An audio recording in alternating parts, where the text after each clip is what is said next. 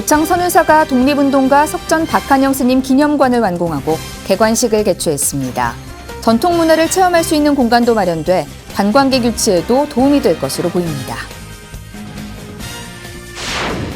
울산의 전통 문화와 불교 문화를 계승하고 관광까지 아우르는 새로운 공간이 탄생합니다. 태화문화체험관이 완공되면 지역을 대표하는 복합문화 콘텐츠 공간이 될 것으로 기대됩니다.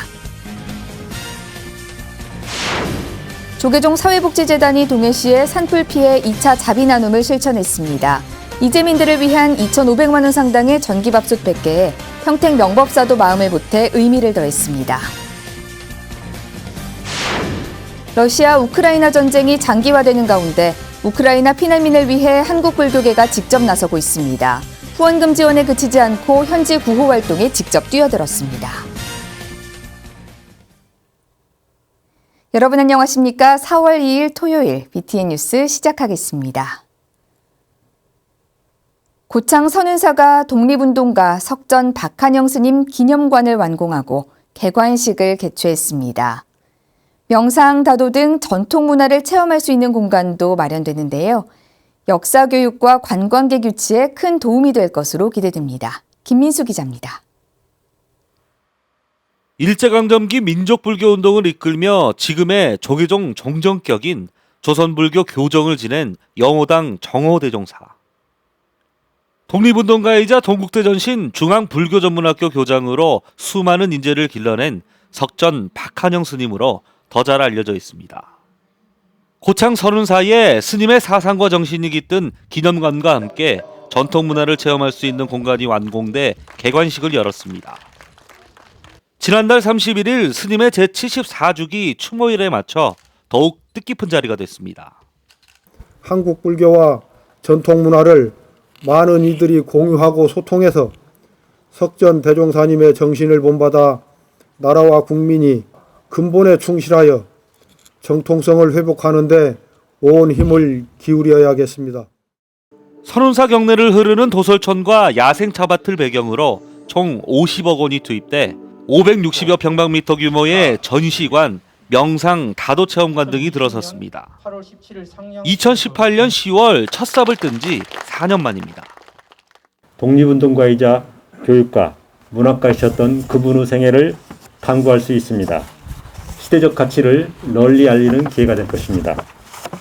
전통의 불교 문화가 일상으로 스며드는 역사적인 순간입니다. 해마다 영호대종사 열반일에 추모다래제를 봉행하며 유훈을 기리고 있는 선운사 사부대중은 기념관을 돌아보며 스님의 업적을 되새겼습니다. 특히 당대 최고 학자 문인들과 교유해 불교계 소식지 필진으로 등장시키고 서정주, 조지훈 등 한국 문학계의 거목들을 배출한 스님을 기억했습니다. 종교를 떠나 지역 출신 독립운동가이자 선각자였던 정호대종사를 기리기 위해 완공된 석전기념관. 선운사의 빼어난 풍광을 배경으로 전통문화 체험과 지역 역사교육 현장으로 거듭날 것으로 보입니다. BTN 뉴스 김민수입니다. 울산 지역의 전통 문화와 불교 문화를 계승 발전하고 문화, 예술, 관광을 아우르는 새로운 공간이 탄생합니다. 태화문화체험관이 완공되면 울산을 대표하는 복합 문화 콘텐츠 공간이 될 것으로 기대되는데요. 착공식에 부산지사 오용만 기자가 다녀왔습니다. 울산 불교의 중심이 될 태화문화체험관 건립을 위한 착공식이 어제 울산 백양사에서 봉행됐습니다. 백양사 부지에 건립될 태화문화체험관은 지상 3층, 지하 2층, 연면전 6,800제곱미터 규모로 2023년 개관을 목표로 하고 있습니다. 전통문화와 불교문화를 비롯해 다양한 체험을 통한 관광까지 태화문화체험관은 울산을 대표하는 복합문화 콘텐츠 공간으로 자리 잡을 예정입니다. 태화문화체험관은 앞으로 문화, 예술, 전시 등 종합공간으로 꿈을 키우고자 하는 사람들과 일상에 지치고 힘든 이들이 위로받는 곳으로 혁신 중구에 발맞춰 크게 변모해 갈 것입니다. 산업도시로서 이미지가 강한 울산을 신라시대부터 내려온 전통문화가 함께 공존하는 문화도시로 바꾸기 위한 노력에 지역에서 오랫동안 활동을 해온 정가윤 전 국회 부의장도 힘을 보탰습니다. 그동안 울산 시민의 수군이었던 태화문화체험관이 오늘 첫 삽을 뜨게 된 데 대해서 진심으로 기쁘게 생각하고 많은 불자들이 또 많은 시민들이 활용하는 그런 공간으로 자리매김하기를 진심으로 기원합니다. 태화문화체험관은 국비와 시비 등 총 130억 원의 사업비가 투입되고 공연장과 명상센터, 전시관, 체험관, 교육관 등이 들어설 예정입니다. 또한 각 신행단체나 사찰의 주요 법회들이 연중 진행돼 울산 불교를 중심으로 자리 잡을 것으로 기대됩니다. 이 화물산 울산의 주산으로서 이 여의주봉 주변이 변화함으로써 울산이 계속 발전할 것으로 보고 있고 또 문화가 꽃피는 곳이 되어야 국제 도시로 발돋움할 수가 있습니다. 지난 10년간 수건 사업이었던 문화체험관 건립을 통해 지역 문화를 선도하고 전통 문화를 계승하는 주체로서 다시 한번 도약하는 계기가 될 것으로 기대됩니다. BTN 뉴스 오영만입니다. 조계종 사회복지재단이 동해시에 산불 피해 2차 자비 나눔을 실천했습니다. 이재민들을 위해 2,500만 원 상당의 전기밥솥 100개를 전달한 건데요. 평택 명법사에서도 마음을 보태 의미를 더했습니다. 전달식 현장에 최승한 기자가 다녀왔습니다.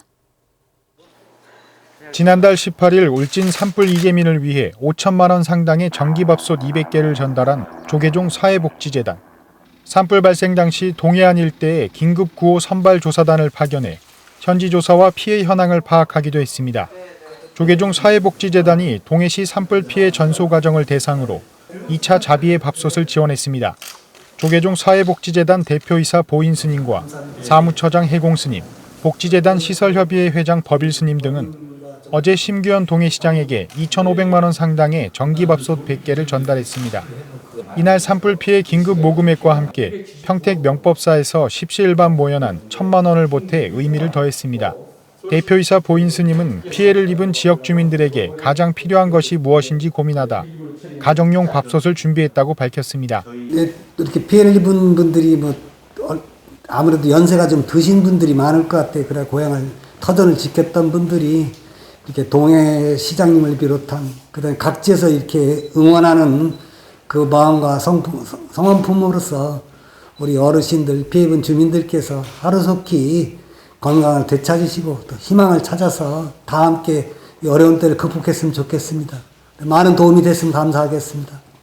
심규현 동해시장은 현재 정부 지원금으로는 이재민들에게 턱없이 부족하다며 지원에 적극 동참해준 조계종을 비롯한 불교계에 감사의 뜻을 전했습니다.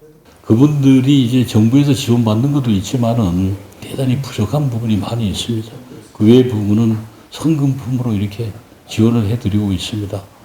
정부에서 많은 관심을 가져주시면은 이재민들에게 많은 도움이 되지 않나 이렇게 생각합니다.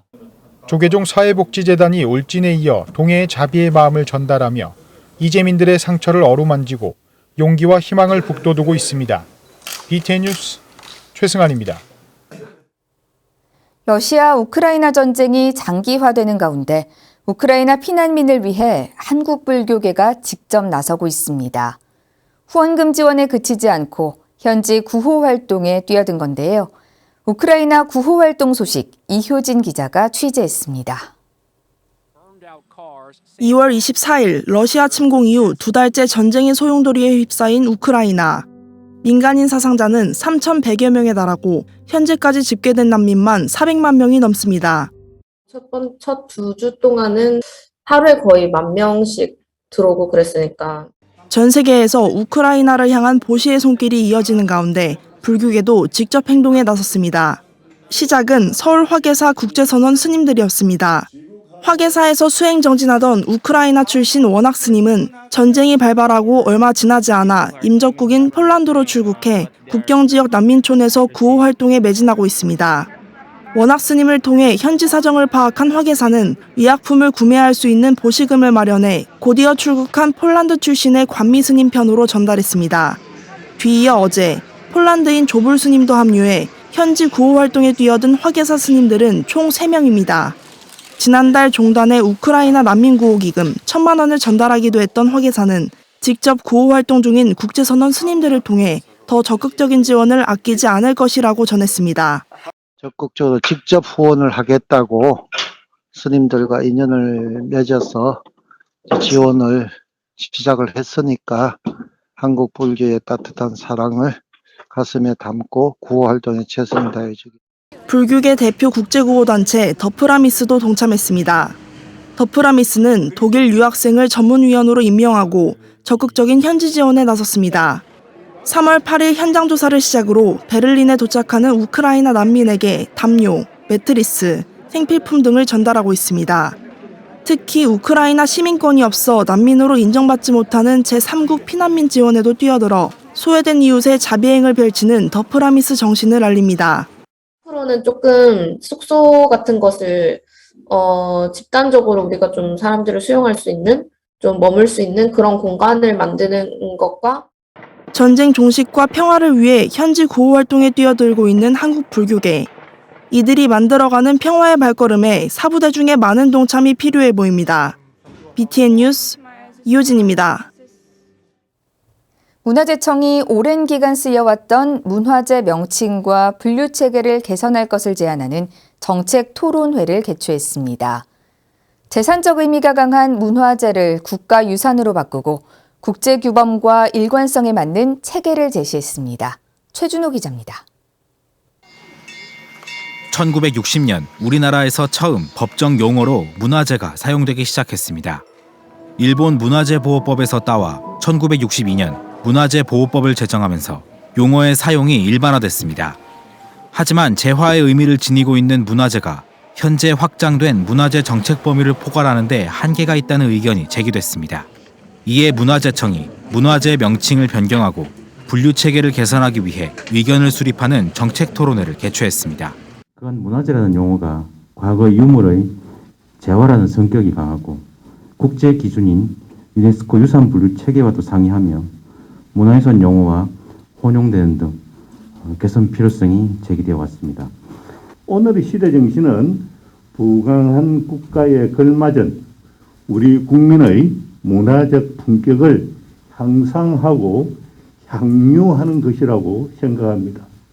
따라서 우리의 역사와 정신을 내포한 문화유산도 새로운 시선으로 바라볼 필요가 있습니다.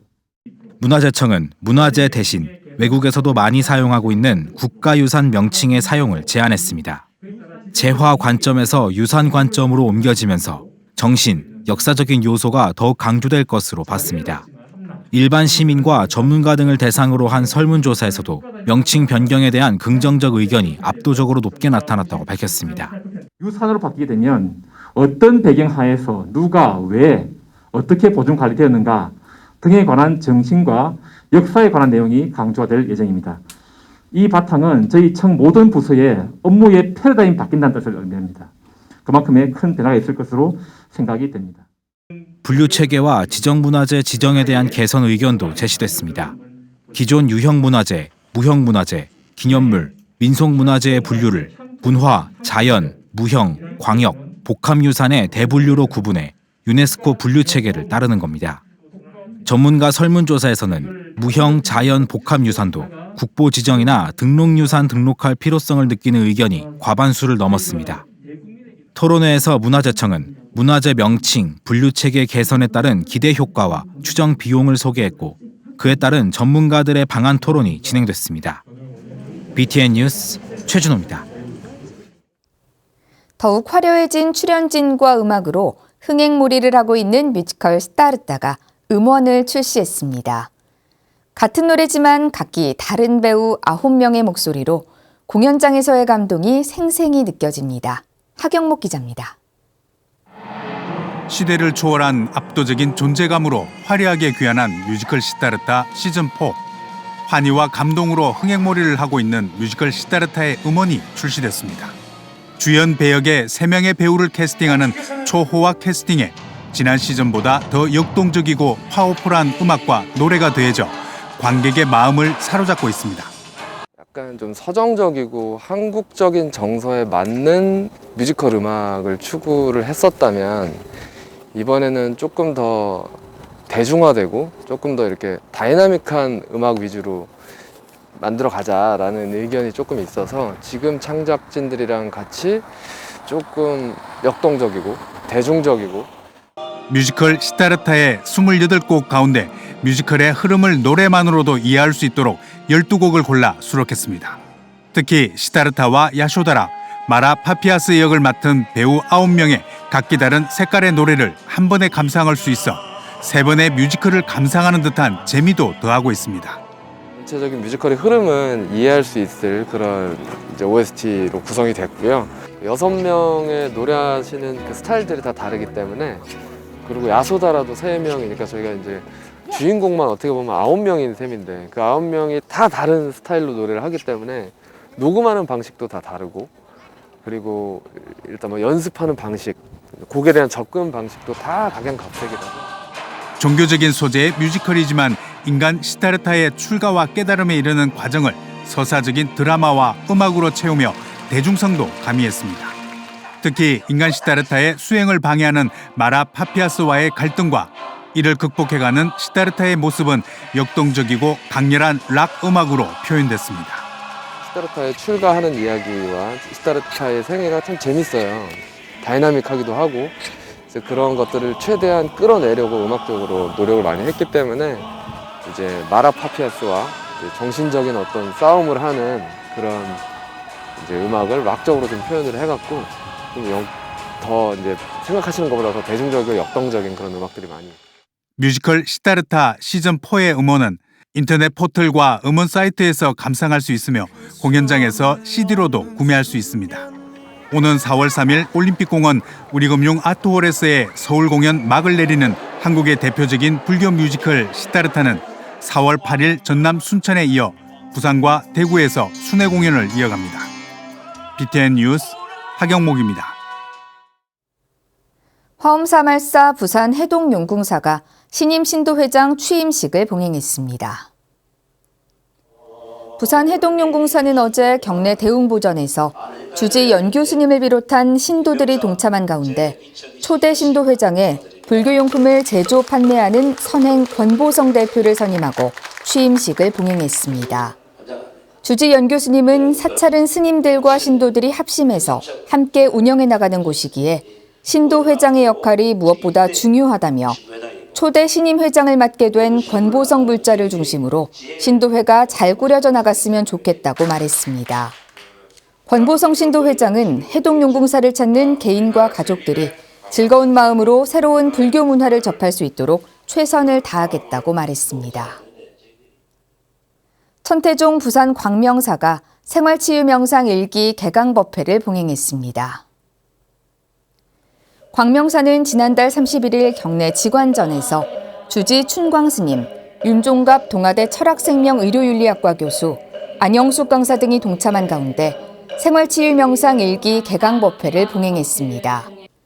매주 목요일 오후마다 진행되는 강의는 윤종갑 교수의 명상과 호흡기초 등 이론 수업과 안영숙 강사의 생활치유명상의 첫걸음 등 실기 수업을 포함한 15강을 비롯해 주지 춘광 스님의 특강도 열립니다. 춘광 스님은 내 안의 우주를 관찰하고 마음의 행복을 찾아 한 단계 더 발전한 삶의 주인이 될 수 있도록 발심을 갖고 열심히 정진에 임해주길 바란다고 말했습니다. BTN 불교TV와 아름다운 동행이 함께하는 경북 울진 강원 산불 피해 지원과 우크라이나 난민 구호를 위해 성금을 보내주신 분들입니다. 산불 피해 지원을 위해 이경민 님께서 20만 원, 관음정사 김문자, 김영자, 김점순, 도승희, 도윤경, 박상희, 윤기은, 지수영, 태순옥 님께서 10만 원의 성금을 보내주셨습니다. 김금자, 김종수, 서경자, 신동의 불자님께서 5만 원의 성금을 보내주셨습니다. 이외에도 다수의 불자님들이 보시해 주셨습니다. 다음은 우크라이나 난민 구호를 위해 이귀성님께서 30만 원, 정승득님께서 20만 원, 정향진님께서 12만 원, 김복자, 손호숙, 조순자, 조한숙, 최이화, 한월자, 홍광옥님께서 각각 10만 원의 성금을 보내주셨습니다. 주현숙님께서 7만 원, 이외 많은 불자님께서 마음을 모아주셨습니다. 보내주신 성금은 잘 전달하도록 하겠습니다. 모든 분들께 감사 말씀드립니다. 이상으로 4월 2일 토요일 BTN 뉴스를 마칩니다. 함께해 주신 여러분 고맙습니다.